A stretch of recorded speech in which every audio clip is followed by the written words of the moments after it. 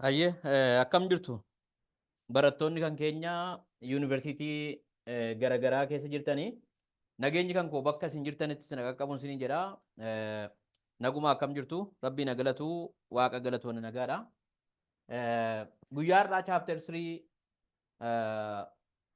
koorsii moral and civic education jedhu qabadheetan akka isinii dhiyaadhuuf warri keessaan meesejii naa barreessitanii akka isin jirtan hin beekama. Kanarraa ka'uudhaanis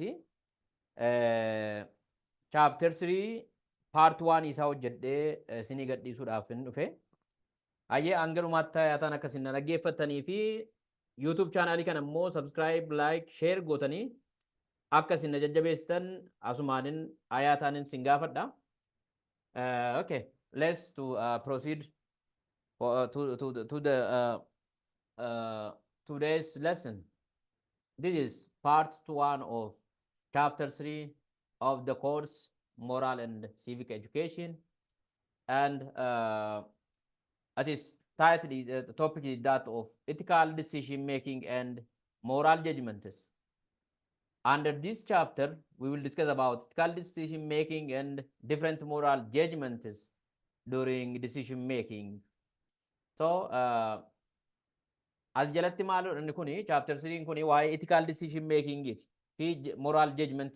Fakkeenyaaf ethical decision making gaafa jennu namuusa ofii eeggatanii yookaan immoo haala namuusa eeggateen namuusa gaariidhaan murtoo murteessuu jechuudha.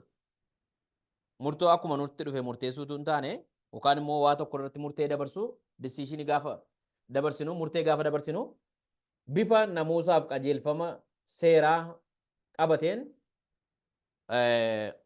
waa tokko irratti dhimma tokko irratti murtee dabarsuu jechuudha.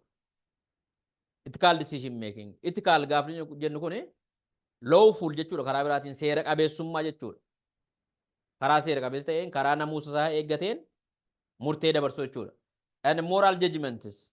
Moral gaafa waa tokko judge goonu gaafa waa tokko irratti murteessinu moraalii nama irratti murteessitu sana murtee irratti dabarsitu sana eeguudhaan kan keessa moraalii keessa eeguudhaan how to judge akkamitti waa judge gochuu dandeessa akkamitti waa murteessuu dandeessa sayyiduudha. So how can there is a question that under that says under the introduction part that says how can we make this ethical decision making decisions and take ethical actions. It asks the way we have to make ethical decisions and how we take ethical actions. Akkamittiin ethical decision yookaan immoo namuusa yookaan murtoo namuusa isaa eeggate jechuudha. Namuusa keenya eeggannee namuusa gaariidhaan attamitti murtoo dabarsuu dandeenyaa fi akkamitti immoo tarkaanfii murtoo murteessine sana hojiirra oolchuu dandeenya akkamitti tarkaanfii fudhannaadha. Take ethical actions. Ethical action yeroo jennu tarkaanfii seera qabeessaa jechuudha yookaan immoo kan namuusa gaarii of keessaa qabu jechuudha. Fakkeenyaaf waajjira poolisii fakkeenyaaf amma namni tokko yakka hojjetee gaafa to'annaa seeraa jala oolu gara waajjira poolisii deemi gaafa jedhanuuni yoo fedhii isaatiin tolee deeme yoo lakki ani hin deemu to'annaa seeraa jala ooluu hin barbaadu yoo jedhee si'a tokko tokko poolisoonni keenya humnaan yookaan immoo rukuttaa irratti gaggeessu jechuudha. Fakkeenyaaf amma manni abbaan murtiis yoo ta'e namni bulchiinsaa irra jirus yoo ta'e ethical decision making gaafa jennu kana maal jechuudha. Fakkeenyaaf nama waa balleessee dhiyaate tokko murtee gaafa irratti dabarsinu arrabsaa dhiitaa ifachaatu hin taane bifa seera qabeessaan bifa tasgabbaa'een utuu mooraalii nama sanaa hin tuqin utuu nama sanatti hin darbin utuu nama sana hin xiqqeessin utuu hin arrabsin utuu hin tuffatin namummaa isaa kabajnee fi garuu badii inni balleesseef immoo kana seerri kana jedhanne namuusa bifa namuusa isaa eeggateen namuusa gaariidhaan murtee dabarsuu dandeenya jechuudha. Si'a tokko tokko garuu argitanii fakkeenyaaf amma poolisiin take ethical action kan jedhu kana fakkeenyaaf poolisiin tokko tokko gaafa nama badii balleesse tokko qabi jedhanii itti erganii akkuma dhaqeeni seeratu si barbaada kottu jedhatu hin taane dhaqeetuma dhiituu jalqaba yookaan immoo kabaluu jalqabachuudha yookaan immoo dullaadhaan rukutuu jalqabachuudha. Akkuma dhaqeen tuu namicha naasofsiisin. Garuu mana seeraatti barbaadamtaa ilaa kunoo waraqaan ati ittiin waamamte kunoo jedhee yoo itti kenne kottu si fuudheen deema yoo jedhee bifa nageenyaan yoo gaafate hin danda'a ture. Sana dhiiseetu akkuma dhaqeeni deemi mana murtiitti barbaadamtadhee daddarbataa fuuldura dhidhiitaa kabalaa ifachaa arrabsaa fuudhee deemaa jechuudha. Sun unethical jedhama jechuudha. Unethical action jedhama. Ethicalii miti jechuudha. Yookaan immoo tarkaanfii namuusa eeggate miti jechuudha. Kan inni ethical action kan inni ta'u tarkaanfii namuusa eeggate kan inni ta'u yoo namichi seeraan adeeme fuudhanii geessu. Yoon immoo lakkeen tasuman deemu yoo jedhee waan seerri nu ayyamu sana amma seerri nu ayyamu sana tarkaanfii fudhachuu dandeenya. Ethical actionidha sunis. Yoo namichi dide yoo namichi yakka hojjete kun gara seeraa hin deemu jedhee wallaansoo nuun qabe nurkaa fiigee bahuudha jedhe nu dheessuudhaaf nurkaa fiigee deemuuf jedhe ethical actionii fudhachuu dandeenya jechuudha. In their real life, individuals can give their own justification or reason to testify or evaluate as they are right or correct regarding what they are decided on or what they are acted. Individuals or a person can give his own or her own justification, or we may justify, we may reason out why we decided any decision on any issue, and we can justify why we acted any action in such a way. We can reason out, we can justify as we are correct or right, as our decision is right or correct, as our action is right or correct, we can justify. Inni kun maayini fakkeenyaaf jireenya isaanii keessatti namoonni maal godhu yookaan immoo namoonni dhuunfaan jechuudha individuals maal godhu murtee murteessan tokkoof fakkeenyaaf dhimma tokko irratti murtee yoo dabarse abbaan namni fakkeenyaaf namni aanaa bulchu tokko bulchaan aanaa tokko bulchaan godinaa tokko bulchaan mootummaa naannoo tokko waa tokko irratti yoo murtee dabarse murtee sana irratti yoo namni maaliif akkasitti murteesse jedhee gaazexeessaan isa ta'u qaamni seeraa isa ta'u gaafate justify godhachuudha. In ibsachuudha sababa akkasitti murteesseef reason out yookaan immoo sababa dhiyeessachuudha reasonii dhiyeessa sababni kana murteesseef bifa kanaan wantichi sababa akkas ta'eef jedheetu seera qabeessummaa yookaan immoo sirrii ta'uusa correct or right ta'uusa murtoon namni kun dabarse sirrii ta'uusa maalirraa ka'e akka ta'e sababa dhiyeessachuudha what they are acted fakkeenyaaf gocha tokko gaafa namni tokko gocha tokko gaafa raawwatu gocha sana maaliif akka raawwate yeroo gaafatamu gocha sana justify godhachuun in ibsachuudha. A person can justify why he or she acted any action in such a way.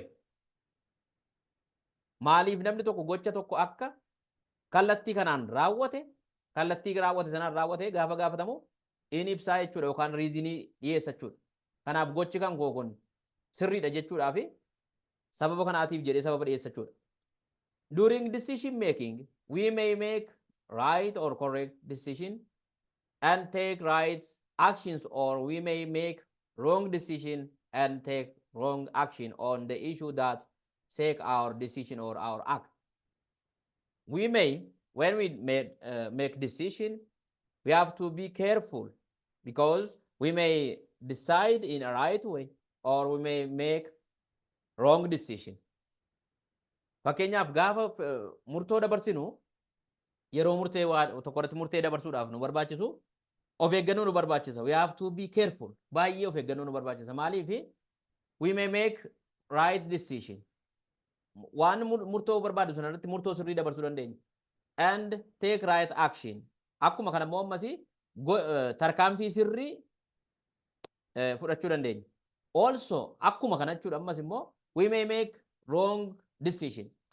Akkuma karaa sirrii fudhachuu dandeenyu tarii immoo dogongorree decisionii dogongoraa yookaan immoo murtee dogongoraa dhimma tokko irratti dabarsuu dandeenya. Murtoon nuyi waa tokko irratti dabarsine sun dhimma lafaa ta'uu danda'a, dhimma qarshii ta'uu danda'a, dhimma maatii ta'uu danda'a, dhimma amantaa ta'uu danda'a, dhimma hawaasummaa dhimma adda addaa ta'uu danda'a. Murtoon nu murteessinu of eeggannoo nu barbaada. Dhimmi sun dhimma barnootaa ta'uu danda'a. Dhimmi sun wrongly decide goone yoo ta'e yookaan immoo karaa dogongoraatiin murtee dabarsina yoo ta'e ammas dabarree jechuudha.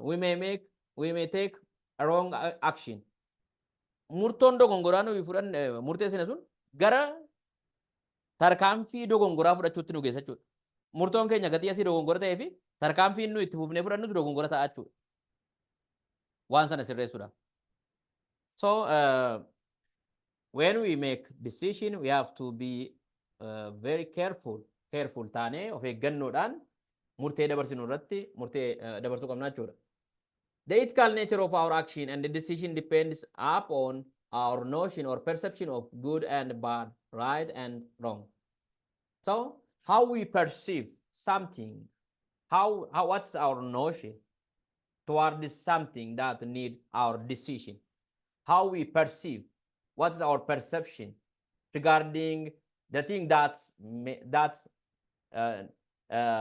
needs to be decided on. Perception jechuun tilmaama jechuudha. How akkaataa nuyi itti waa fudhannu jechuudha. How we perceive, akkamitti waa fudhanna. Fakkeenyaaf ilaalchi nuyi qabnu waa tokkoof maalin our notion. Ilaalchi nuyi dhimma tokkoof qabnu maalirratti hundaa jedhee kaa'anni kuni ethical nature of our action. Adeemsuma keessatti uumamumaani tarkaanfiin nuyi fudhannu tokko naturally maalirra tarkaanfiin nuyi dhimma tokko irratti fudhannuu fi murteen nuyi murteessinu maalirratti hundaa'a.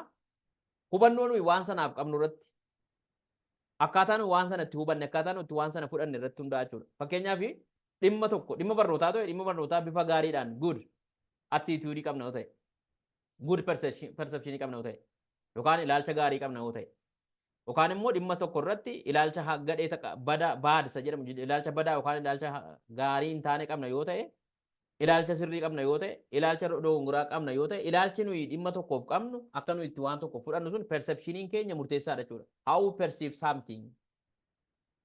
Does we perceive something as a good or bad, right or wrong? Fakkeenyaaf namoota lamatu wal lolee nu bira dhufee jennu. Namoota wal lolan kana keessatti namoota lammaniif ilaalchi nuyi qabnu maani akkamitti namoota lamman kana simanna? Jara kana lamman utuu amantiidhaan hin qoodin, utuu firoomaan hin qoodin, utuu qomoodhaan hin qoodin, utuu afaan isaan dubbataniin hin qoodin, amantaa isaan hordofaniin utuu hin qoodin, walqixxeetti ilaallee yoo jara kana lammaniif ilaalcha walqixxee qabna yoo ta'e murtoo sirrii dabarsuu dandeenya. Garuu jara kana lamman akkamitti simannan? How we perceive those two conflicting persons, individuals. Akkamitti jara kana lamman warra wal lolee kana simanna?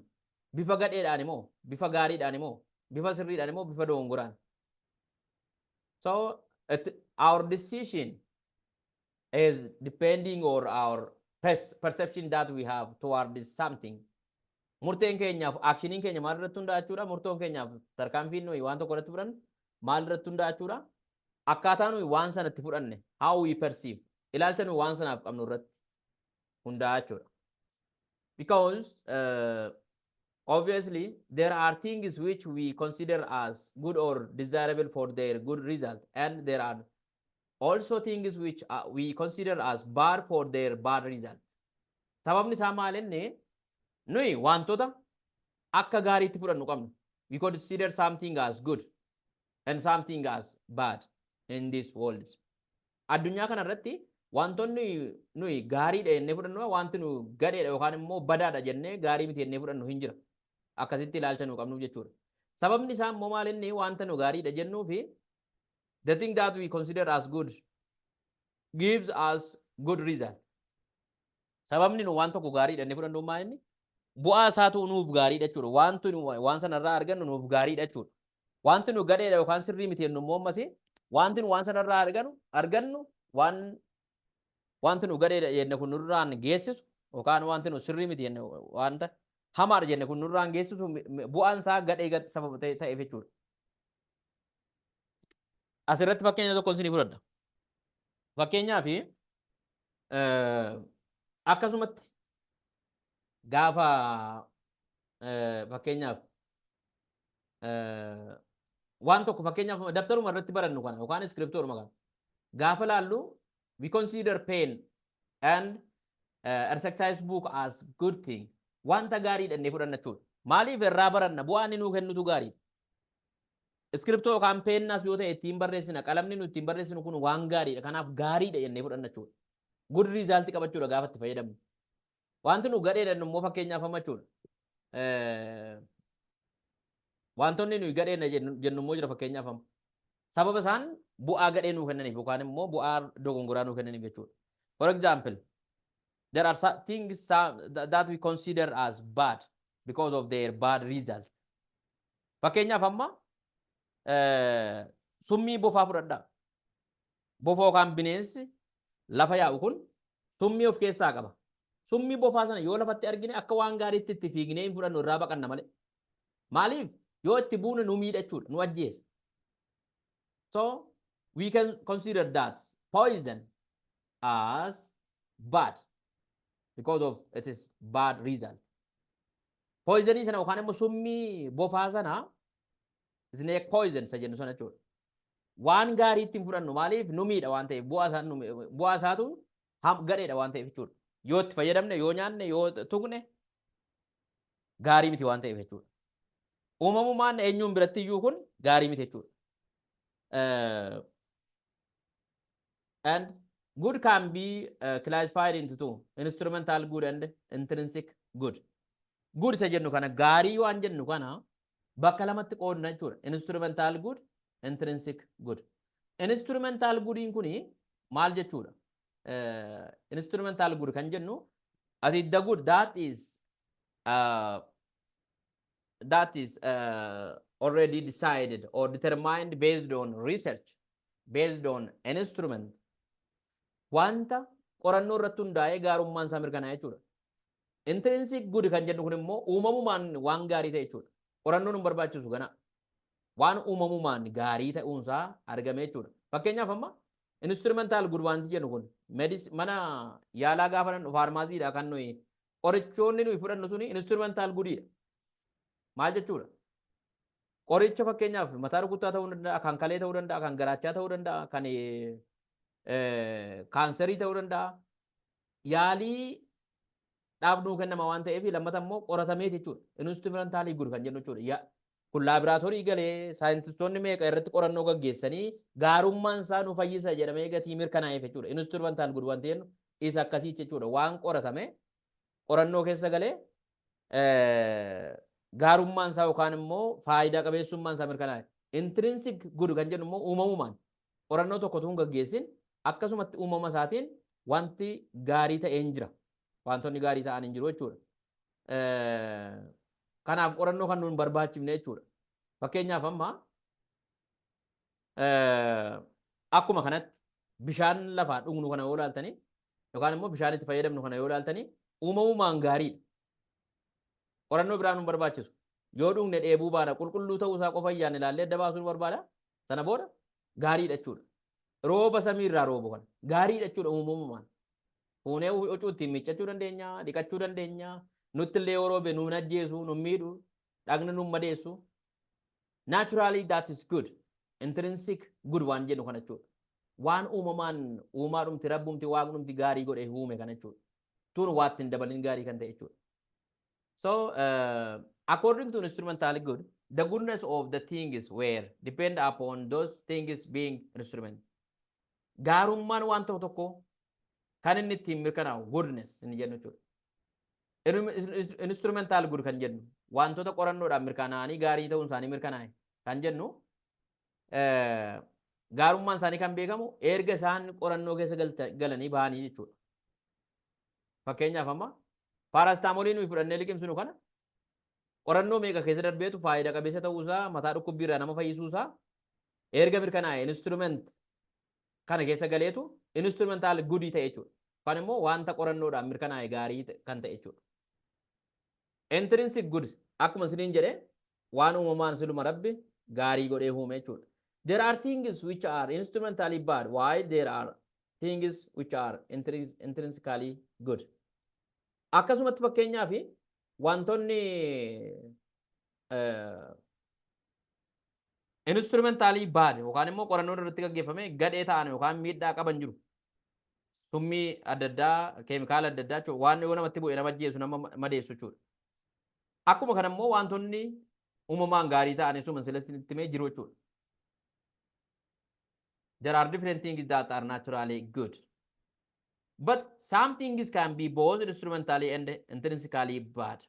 Haa ta'u iyyuu malee waan tokko tokko uumamaa inni both instrumentally qorannoodhaanis ta'e uumamaanis gaarii miti jechuudha. There are things that are not good both instrumentally and intrinsically. Uumamaanis intrinsically uumamaanis qorannoodhaanis instrumentally wantoonni nuun fayyanne jiru jechuudha. For example, in our country, female genital mutilation, early marriage, kidnapping, ignorance, poverty, corruption, murder are some of the things which are considered to be unethical practices which are to be eradicated. Isaan kun fakkeenyaaf both instrumental and intrinsically bad kan jennu jechuudha. Qorannoodhaanis tu qorannootti hin gaggeessinis uumamumaanuu female genital mutilation dhagna qabaa ijoollee durbaa jechuudha.